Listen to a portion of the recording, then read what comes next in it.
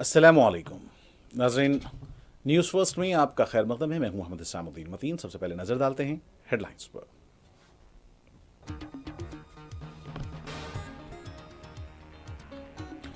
लोकसभा इजलास में मुबाहिस जारी, राज्यसभा 2 बजे तक के लिए मुलतवी।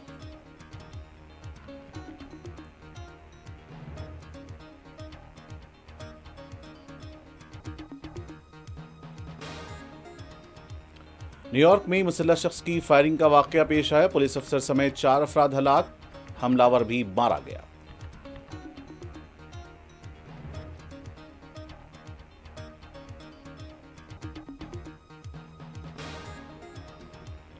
केरला की नर्स निमिषा पिरिया को मिली बड़ी राहत, यमन की हुकूमत ने सजाए मौत को मंसूख करने का किया फैसला। अजीम मुफ्ती और सुन्नी स्कॉलर कांतापुरा में पी अबू बकर मुसलियार की कामयाब मसाई।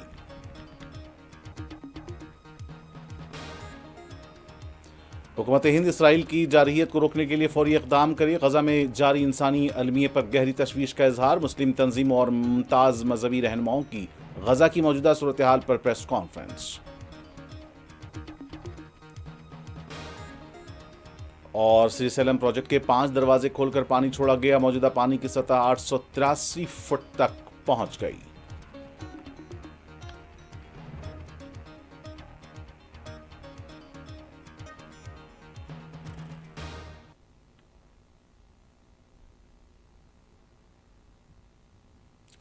मानसून इजलास के पार्लियामेंट सेशन के दोनों ऐवानों का इजलास आज सुबह शुरू हुआ, जहां राज्यसभा में अपोजिशन के शोरगुल के दरमियान ऐवान को दोपहर 2 बजे तक के लिए मुलतवी कर दिया गया। वहीं लोकसभा का इजलास जारी है और लोकसभा में मुबाहिस भी जारी हैं। लोकसभा में इंडिया ब्लॉक का बिहार SIR के खिलाफ एहतजाज भी जारी है। इंडिया इत्तेहाद के मेंबरान पार्लियामेंट ने मंगल के रोज़ इंतखाबात से मुंसलिक बिहार में जारी खुसूसी गहरी नजरसानी के खिलाफ एहतजाज जारी रखा और इस मौके पर वज़ीर आज़म नरेंद्र मोदी के कार्टून पोस्टर भी उठा रखे थे। इंडिया ब्लॉक के मेंबरान पार्लियामेंट 21 जुलाई को मानसून इजलास के आगाज़ के बाद से ही ओटर रोल पर नजरसानी के खिलाफ पार्लियामेंट में और पार्लियामेंट के बाहर एहतजाज कर रहे हैं। कांग्रेस के अरकान पार्लियामेंट गौरव गोगोई, मानिकम टैगोर, DMK की MP कनीमोजी, JMM के रुकन पार्लियामेंट महबूबा बाजी, RJD रुकन पार्लियामेंट मनोज झा समेत मुतअद्दिद सियासी लीडरों ने पार्लियामेंट में आज इजलास के आगाज़ से कबल एहतजाज किया।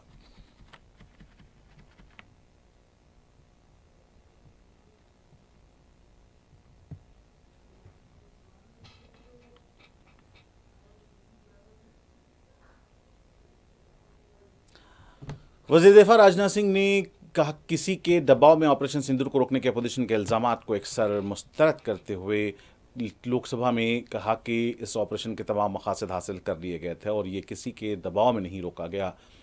कल पीर के रोज़ ऐवान में पहलगाम दहशतगर्दाना हमले के जवाब में हिंदुस्तान के मजबूत, कामयाब और फैसला कुन ऑपरेशन सिंदूर पर खुसूसी बहस शुरू करते हुए कहा कि पूरी दुनिया ने दहशतगर्दी को हमारी कतई बर्दाश्त न करने की पॉलिसी को देखा है और हम इससे पीछे नहीं हटने वाले। उन्होंने कहा कि ऑपरेशन सिंदूर मुकम्मल तौर पर कामयाब रहा और फोर्सेस ने अपना हदफ हासिल कर लिया। उनका कहना था कि हमने इसे किसी के दबाव में नहीं रोका, बल्कि हमने दुश्मन के हर मंसूबे पर पानी फेर दिया। हमारा मकसद जंग छेड़ना नहीं था, बल्कि दहशतगर्दों के ढांचों को तबाह करना था, जो 22 मिनट में हासिल कर लिया गया। उन्होंने कहा कि पाकिस्तान ने director general of military operations DGMO की सतह पर राब्ते की दरख्वास्त की थी कि अब ऑपरेशन रोका जाए। ये पेशकश इस शर्त के साथ कबूल की गई कि इस ऑपरेशन को सिर्फ रोका जा रहा है, अगर मुस्तकबिल में ऐसी कोई गुस्ताखी की गई तो ऑपरेशन दोबारा शुरू किया जाएगा। वज़ीर दिफा ने अपोजिशन को निशाना बनाते हुए कहा कि अपोजिशन के लोग पूछते हैं कि हमारे कितने तैयारे मार गिराए गए। ये सवाल कौमी जज्बात की सही नुमाइंदगी नहीं करता। जब अहदाफ बड़े हों तो निस्बतन छोटे मसाइल पर सवाल नहीं पूछे जाते। इससे मुल्क की सलामती, फौजियों की इज्जत और जोश से तवज्जो हट सकती है। उन्होंने कहा कि अपोजिशन को पूछना चाहिए था कि हमारी फौज ने कितने पाकिस्तानी तैयारे मार गिराए और कितने अड्डे तबाह किए। उन्होंने कहा कि इम्तिहान में कलम और पेंसिल के टूटने की फिक्र नहीं करनी चाहिए, बल्कि नतीजे पर तवज्जो होनी चाहिए। राजनाथ सिंह ने कहा कि ऑपरेशन सिंदूर फौज की तीनों शाखों, फौज, फ़िज़ाइया और बहरिया के दरमियान हम आहंगी की एक बेहतरीन मिसाल है और इसमें पाकिस्तान की हर कार्रवाई का मुंह तोड़ जवाब दिया गया है। इस ऑपरेशन में 100 से ज़्यादा दहशतगर्द मारे गए और ये तादाद ज़्यादा भी हो सकती है। वज़ीर दिफा ने कहा कि ऑपरेशन सिंदूर से पहले हर पहलू का तफसीली मुताला किया गया और ये इंतखाब किया गया कि सिर्फ दहशतगर्दों और उनके ठिकानों को ही तबाह करना है और पाकिस्तान के आम शहरियों को कोई नुकसान न पहुंचे। उन्होंने कहा कि ऑपरेशन सिंदूर महज एक फौजी कार्रवाई नहीं, बल्कि दहशतगर्दी के खिलाफ हिंदुस्तान की पॉलिसी का फैसला कुन रद्द अमल था। राजनाथ सिंह ने कहा कि 2014 के बाद दिफाई शोबे में काबिल जिक्र तब्दीली आई है। हिंदुस्तान हर तरह के दहशतगर्दी को ख़त्म करने के लिए पूरी तरह पुरअज़्म है। हुकूमत और फ़ौज के इत्तेहाद और सालमियत के लिए भी पुरअज़्म है और इसके लिए तमाम ज़रूरी इक़दाम किए जाएंगे।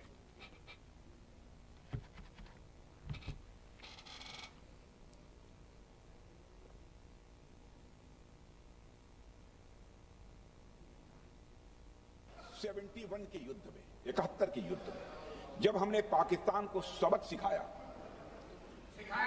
मैं उस समय की सरकार को मैं बधाई देना चाहता हूं। हमने अपने राजनीतिक और सैन्य नेतृत्व की प्रशंसा की। हमने ये नहीं देखा कि किस दल की सरकार है, किस विचारधारा की सरकार है, इसकी चिंता नहीं की कभी। हमारे नेता अटल बिहारी वाजपेयी ने संसद में खड़े होकर उस समय के नेतृत्व की प्रशंसा की थी। हमने इस बात की खुशी जाहिर कि हमने अपने शत्रु को सबक सिखाया। हमने उस दौरान यह प्रश्न नहीं पूछा कि सबक सिखाने के दौरान में भारत के कितने प्लेन्स गिरे, भारत के कितने इक्विपमेंट्स बर्बाद हुए। यह प्रश्न अध्यक्ष महोदय उस समय भी हम लोगों ने नहीं पूछा। अध्यक्ष महोदय, यदि मैं इसे और भी प्रैक्टिकल तरीके से समझाऊं तो किसी भी परीक्षा के परिणाम में रिजल्ट मैटर करता है।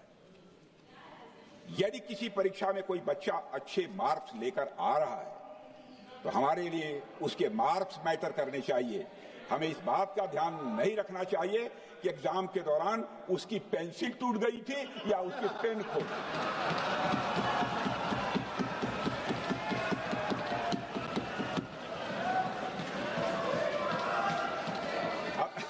अध्यक्ष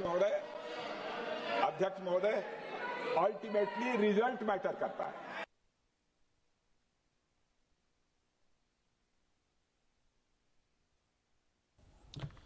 ऑपरेशन महादेव पर कांग्रेस के रुकने पार्लियामेंट इमरान मसूद ने मीडिया से बात करते हुए कहा कि कल की बहस में क्या था। उन्होंने वजीर दिफा के बारे में कहा कि उन्होंने कहा कि हम वहां किसी की ज़मीन लेने नहीं गए थे, तो क्या हम सैर करने गए थे। आप कहते थे कि हम पीओके पर कब्जा कर लेंगे। जब पीओके पर कब्जा किया जा रहा था आपने फौज को वापस आने को कहा। आइए देखते हैं उन्होंने मजीद क्या कहा।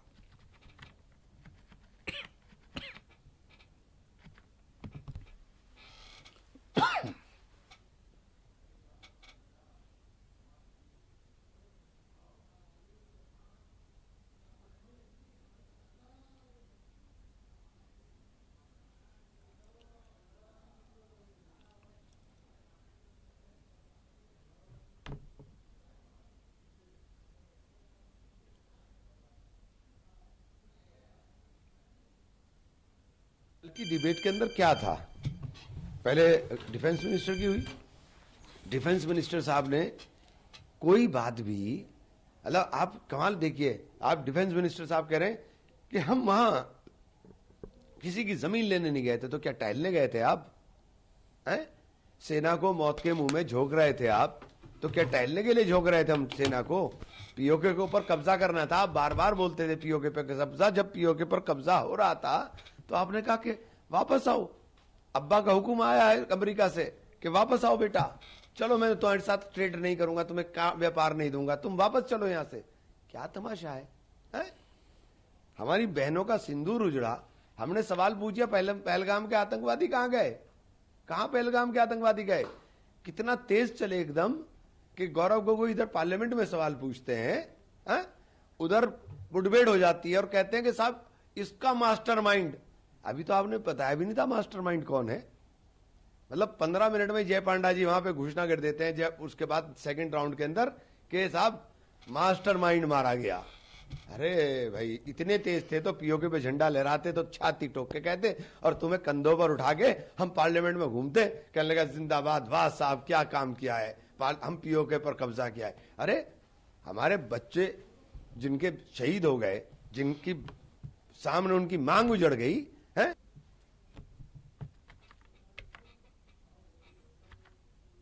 और वहीं शिवसेना यूबीटी के रुकने पार्लियामेंट संजय रावत ने मरकजी सरकार पर तनकीद करते हुए कहा कि राजनाथ सिंह ने कल लोकसभा में कहा कि हमारा इरादा पीओके लेने का नहीं था। ये बहुत संगीन बात है। बीजेपी ने माजी में बार बार कहा था कि वो पीओके पाकिस्तान से हासिल कर लेगी, लेकिन अब ये वाज़ेह हो गया है कि हुकूमत पाकिस्तान से जंग नहीं करना चाहती, वो अखंड भारत नहीं बनाना चाहती। कब्जा मिळवण्याचं आमचं ध्येय नव्हतं आणि कधीच नव्हतं. राजनाथ सिंह ने कल कहा है सदन में कि पीओके में घुसकर, पाकिस्तान में घुसकर पीओके का कब्जा लेने का हमारा इरादा नहीं था. ये बहुत गंभीर बात है. बीजेपी बार बार बोल रही थी कि हमको अगर प्रधानमंत्री दूसरी बार प्राइम मिनिस्टर बने तो हम पीओके में जाएंगे और भारत का हिस्सा बनाएंगे. योगी आदित्यनाथ बोल रहे थे. लोकसभा में अमित शाह बोल रहे थे कि पीओके के लिए हम बलिदान देंगे. लेकिन कल उनके रक्षा मंत्री बोल रहे हैं हमारा वो कोई उद्देश्य नहीं है. और उस भाषण का प्रधानमंत्री गौरव. केरला की नर्स निमिषा पिरिया को बड़ी राहत मिली है. यमन की हुकूमत ने उनकी सजाए मौत को मनसूख करने का फैसला किया है. इस बात की इत्तला भारत के अजीम मुफ्ती और सुन्नी स्कॉलर कांतापुरम एपी अबूबकर मुस्लियार के दफ्तर ने दी है. दफ्तर के मुताबिक यमन में एक आला सतही इजलास में निमिषा पिरिया की सजाए मौत खत्म करने का फैसला किया गया. तहम भारत की वजारत खारजा की जानिब से अब तक कोई सरकारी बयान जारी नहीं किया गया है. इससे पहले भी निमिषा पिरिया की सजाए मौत को मौखर किया गया था. अबूबकर मुस्लियार की दफ्तर के मुताबिक यमन के दारुल सना में मुनक़दा इजलास में फैसला किया गया कि निमिषा पिरिया की मौत की सज़ा को मुकम्मल तौर पर मनसूख कर दिया जाएगा. इस फैसले से मुतालिक यमन हुकूमत की जानिब से कोई तहरीरी हुक्मनामा जारी नहीं हुआ है और न ही भारतीय वजारत खारजा ने इसकी तस्दीक की है. मीडिया ज़राए के मुताबिक आला सतही इजलास में शुमाली यमन के हुक्काम और बैनुल अक़वामी सफारती नुमाइंदों ने शिरकत की. निमिषा की सजाए मौत मनसूख करने के लिए हिंदुस्तान के मुफ्ती आज़म की दरख्वास्त पर यमन के मारूफ सूफी आलम शेख हबीब उमर बिन हफीज़ ने एक वफ्द को बातचीत के लिए मुकर्रर किया था. दूसरी जानिब अबूबकर मुस्लियार ने शुमाली यमन की हुकूमत और बैनुल अक़वामी सतह पर सालिसी की, जिसके नतीजे में यमन हुकूमत ने सजाए मौत को ख़त्म करने पर आमदगी जाहिर की. वाज़ेह है कि यमन के शहरी महद के कत्ल के मुकदमे में निमिषा पिरिया को सजाए मौत सुनाई गई थी. वो महद के साथ कारोबार कर रही थीं, लेकिन दोनों के दरमियान इख्तलाफात पैदा होने पर जब निमिषा अपना पासपोर्ट वापस मांगा तो महद ने इनकार कर दिया. इस पर निमिषा ने इसे बेहोश करने की कोशिश की ताकि पासपोर्ट ले सके, लेकिन ज़्यादा मकदार में दवा देने की वजह से महद की मौत हो गई. इस वाक़े के बाद यमन पुलिस ने निमिषा को कत्ल के इल्ज़ाम में गिरफ्तार किया और मुक़ामी अदालत ने सजाए मौत सुनाई, जिसे आला अदालत ने भी बरकरार रखा. निमिषा को 16 जुलाई को फांसी दी जानी थी, लेकिन भारतीय हुकूमत की आखिरी कोशिशों के बावजूद कोई हल न निकल सका. ताहम फांसी की तारीख के रोज़ आखिरी लम्हे पर सजाए मौत मुलतवी की गई थी.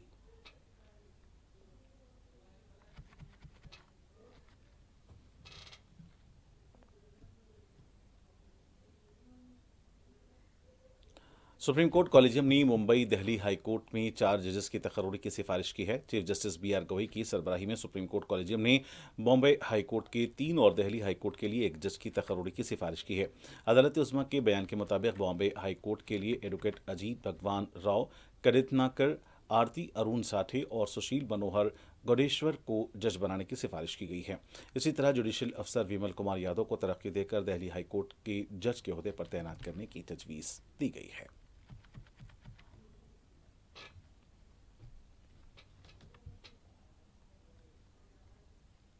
मुल्क की सरकर्दा मुस्लिम तंजीमों और मुमताज़ मजहबी रहनुमाओं ने press club of India Delhi में मुनक़दा प्रेस कॉन्फ्रेंस में गज़ा की मौजूदा सूरत हाल से मुतालिक एक मुश्तरका बयान जारी किया है. बयान में गज़ा में जारी इंसानी अलमियत पर गहरी तशवीश का इजहार करते हुए हुकूमत हिंद से मुतालबा किया गया कि वह इसराइल की जारहियत को रोकने के लिए फौरी इक़दाम करे. क़ायदीन ने अपने खिताब में गज़ा की मौजूदा सूरत हाल को इंसानी तारीख़ के बदतरीन अबवाब में से करार दिया और ख़बरदार किया कि वहाँ कहत एक खवलनाक बहरान में तब्दील हो चुका है, बल्कि एक मुनज़्ज़म मनसूबे के तहत इसराइल की जानिब से गज़ा के अवाम को मुकम्मल तौर पर ख़त्म करने की कोशिश हो रही है. प्रेस कॉन्फ्रेंस में अक़वाम मुत्तहिदा की जनरल असम्बली में हिंदुस्तान के उस हालिया बयान की सताइश की गई जिसमें एक आज़ाद फ़लस्तीनी रियासत के क़याम और फौरी जंगबंदी का मुतालबा किया गया था. रहनुमाओं ने इसे एक मुस्बत पेशरफ़ करार देते हुए कहा कि यह मौक़िफ़ काबिल तारीफ़ है, लेकिन ज़रूरत इस बात की है कि हमारा मुल्क सिर्फ तशवीश का इज़हार न करे बल्कि आगे बढ़कर इस मसले के हल के लिए मौसर क़ायदाना किरदार अदा करे. यकीनन जुल्म की ज़बानी मज़म्मत भी अहम है, लेकिन हालात हमसे ज़्यादा मौसर और फौरी अमली काविशों का मुतालबा कर रहे हैं. वतन अजीज़ के पास जुल्म के खिलाफ जदोजहद की शानदार तारीख़ी रिवायत और सिफारती सलाहियत दोनों मौजूद हैं, जिसका इस्तेमाल करते हुए हम इस नस्ल कुशी के खिलाफ कायदाना रोल अदा कर सकते हैं. इस मौके पर इस बात का भी मुतालबा किया गया कि इंसानी बुनियादों पर फौरी तौर पर गज़ा के लिए इमदादी राहदारियों का क़याम अमल में लाया जाए और बुनियादी ज़रूरियात का सामान बड़े पैमाने पर हर एक ज़रूरतमंद तक पहुँचाया जाए. जब तक इसराइल जारहियत बंद न हो, हिंदुस्तान इसराइल के साथ अपनी तमाम अस्करी व स्ट्रेटेजिक ताल्लुकात मुअत्तल करे. जब हमारी आंखों के सामने फ़लस्तीनी फ़लस्तीनियों की नस्लकुशी की जा रही है तो ऐसी सूरत में हमारे लिए खामोश या गैर जानिबदार बने रहना बिल्कुल भी मुनासिब नहीं है। प्रेस के जरिए मुस्लिम कायदीन ने अवाम से अपील की कि वो फ़लस्तीन और गज़ा के मसले के सिलसिले में समझ और हसासियत पैदा करें। ये सिर्फ मुसलमानों का मसला नहीं बल्कि सारी इंसानियत का मसला है। तलबा, सिविल सोसाइटीज़, मजहबी रहनुमाओं, माहिरीन तालीम और बाज़मीर शहरियों से अपील की गई कि वो गज़ा के साथ इजहार एकजहती करें, चाहे वो मार्च हों, एहतजाजी जलसे हों, बेदारी मुहिमात हों, इल्मी मुज़ाकिरे हों या बैनुल मज़ाहिब प्रोग्राम। अवाम बड़े पैमाने पर इसमें शिरकत करें। गज़ा एक ऐसा मसला है जिसे नज़रअंदाज करना मुमकिन नहीं। प्रेस कॉन्फ्रेंस में यह भी कहा गया कि बाज़ हलकों की जानिब से फ़लस्तीन के साथ इजहार एकजहती को मुजरिमाना फ़ेल के तौर पर पेश किया जा रहा है, जो इंतहाई तशवीशनाक है। रहनुमाओं ने जोर दिया कि फ़लस्तीन की हिमायत कोई जुर्म या इंतहा पसंदी नहीं बल्कि इंसानी हकूक़, बैनुल अक़वामी क़ानून और हिंदुस्तानी आइन में दर्ज बुनियादी अक़दार के ऐन मुताबिक है और इससे आगे बढ़कर हर बाज़मीन इंसान की अखलाकी इंसानी जिम्मेदारी है। इस मौके पर मुस्लिम अक्सरियती ममालिक से भी मुतालबा किया गया कि वो इसराइल के साथ अपने सिफारती और तिजारती ताल्लुकात ख़त्म करें और इस गैर इंसानी जारहियत के खिलाफ मुत्तहदा महाज कायम करें। प्रेस कॉन्फ्रेंस का अख्तिताम फौरी और गैर मशरूत जंगबंदी, गज़ा के मुहासरे के खात्मे, अवाम को खुराक, पानी, ईंधन और तिब्बी इमदाद की फरहमी और इमदादी राहदारियों का क़याम के मुतालबे के साथ हुआ। इस मौके पर मुस्लिम तंजीमों का मुश्तरका एलामिया भी शुरका में तकसीम किया गया। इस प्रेस कॉन्फ्रेंस में all India Muslim personal board, Jamiatul Ulamae Hind, Jamaat Islami Hind, मरकज़ी जमीयत अहले हदीस, SIO और दीगर मिली तहरीकात की क़यादत और नुमाइंदा मजहबी स्कॉलर्स व शख्सियात ने शिरकत की और खिताब किया।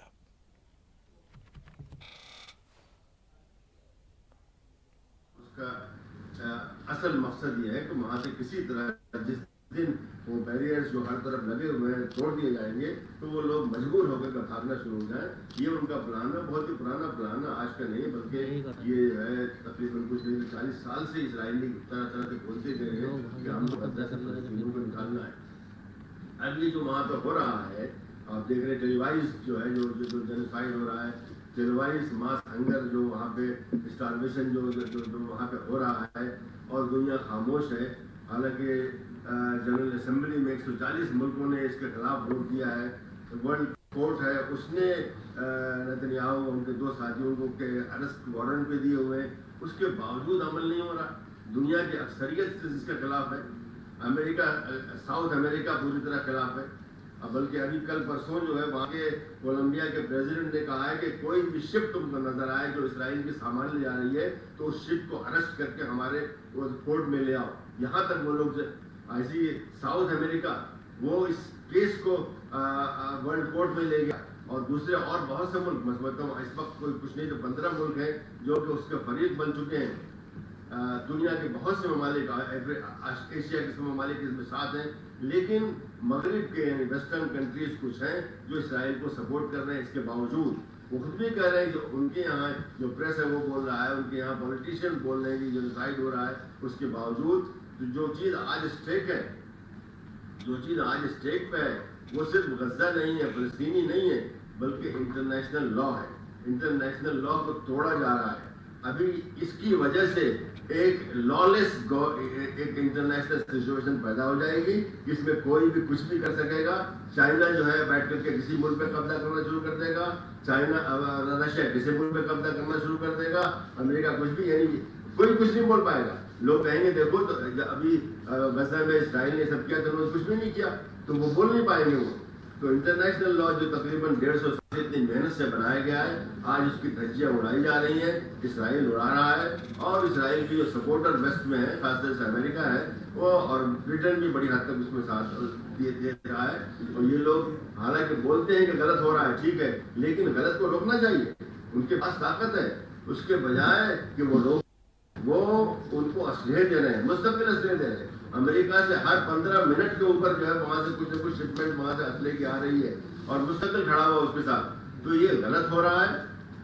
हम यहाँ पे आज जमा हुए हैं हिंदुस्तान के अवाम की तरफ से, हिंदुस्तान के मुसलमानों की तरफ से, बल्कि पूरे जो उसको पहले थर्ड वर्ल्ड कहा जाता था, बल्कि वो आज अक्सरियत दुनिया की है।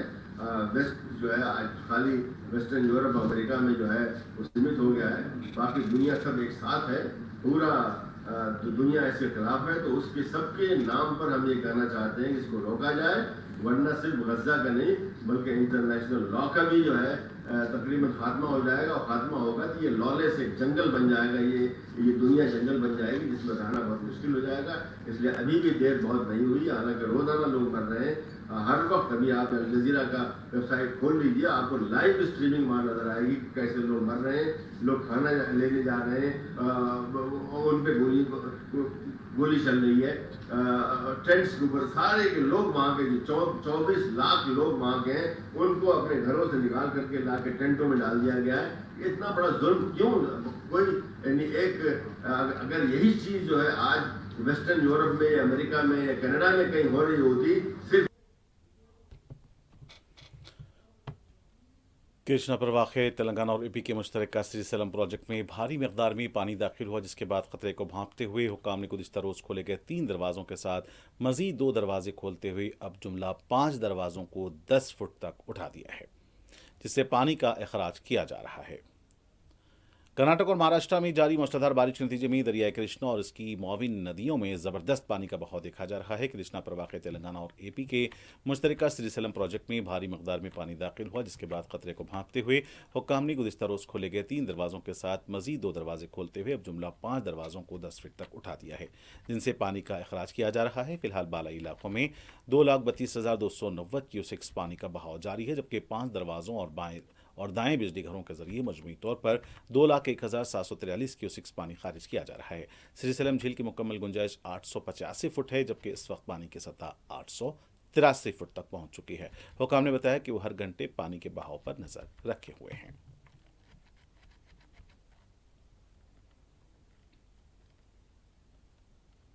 हैदराबाद के गोलकोंडा इलाके में चीते की मौजूदगी से सनसनी फैल गई। इत्तलात के मुताबिक कल चीते को इब्राहिम बाग मिलिट्री इलाके में सड़क अबूर करते हुए सीसीटीवी कैमरे में कैद किया गया। बताया गया है कि चीता तारामती के पिछले हिस्से से मूसा नदी की तरफ गया। गोलकोंडा पुलिस ने फौरी तौर पर महकमे जंगलात को इत्तला दी। चंद दिनों से ये चीता मंचरियाल और नारसंगी इलाकों में भी देखा गया था। ग्रेहाउंड्स इलाके में जंगलाती अमले ने 4 जाल और ट्रैप कैमरे लगाए हैं, लेकिन चीता अब तक गिरफ्त में नहीं आया। ताज़ा वाक़े में चीते को इब्राहिम बाग के मिलिट्री इलाके में सड़क अबूर करते देखा गया, जिससे मुकामी अवाम में तशवीश बढ़ गई है।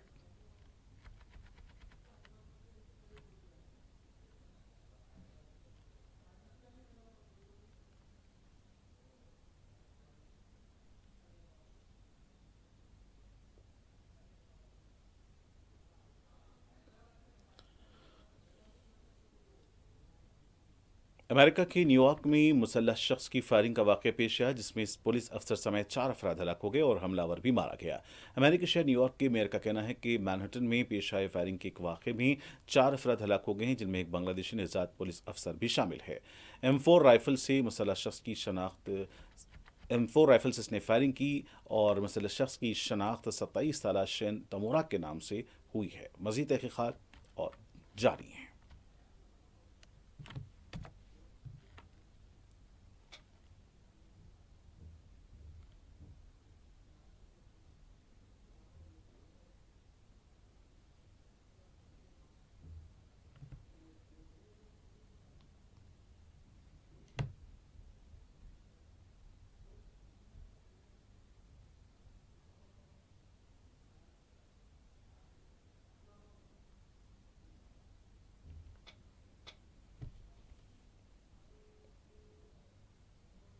और नाज़रीन, आखिर में डालते हैं सुर्खियों पर एक और नजर।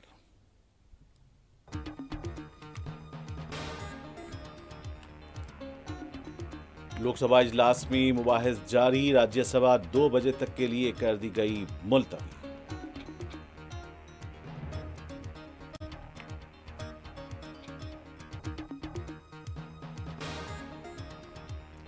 न्यूयॉर्क में मुसल्लह शख्स की फायरिंग का वाक़या पेश आया। पुलिस अफसर समेत 4 अफराद हलाक, हमलावर भी मारा गया। तहक़ीक़ात जारी।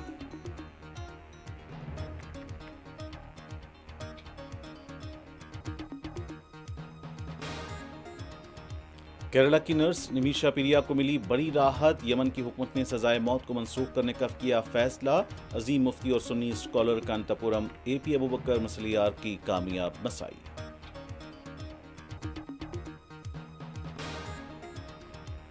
हुकूमत हिंद इसराइल की जारहियत को रोकने के लिए फौरी इक़दाम करे। गजा में जारी इंसानी अलमियत पर गहरी तशवीश का इजहार।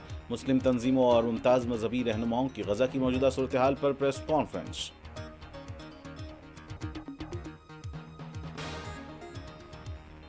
और श्रीशैलम प्रोजेक्ट के 5 दरवाजे खोलकर पानी छोड़ा गया। मौजूदा पानी की सतह 883 फुट तक पहुंच गई।